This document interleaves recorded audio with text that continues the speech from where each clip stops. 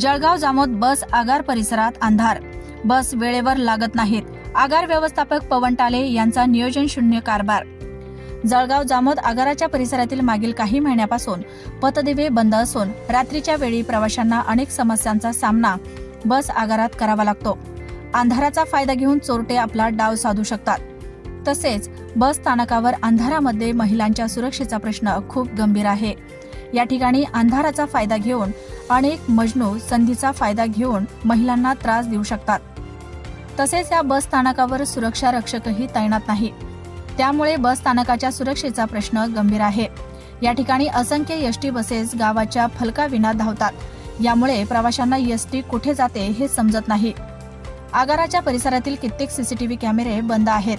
तरी वरिष्ठ अधिकाऱ्यांनी जळगाव जामोद आगारातील या गंभीर समस्यांकडे लक्ष देऊन तोडगा काढावा, अन्यथा एखादी मोठी दुर्घटना जळगाव जामोद आगारात घडेल. तसेच सुलभ शौचालयामध्ये घाणीचे साम्राज्य पाहायला मिळत आहे. शौचालयातील नळांना पाणीही नाही. हात धुण्यासाठी येथील बेसिंग नादुरुस्त आहेत.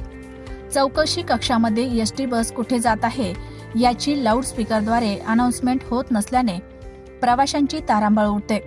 तसेच आगारातील गाड्यांची देखभाल दुरुस्ती वेळेवर व दर्जेदार होत नसल्यामुळे येथील बसेस नेहमी बंद पडत असल्यामुळे सेवेचा दर्जा खालावला आहे. वेळेवर बस धावत नसल्याने लांब पल्ल्याच्या गाड्यांना प्रवाशांची मोठी गर्दी होते.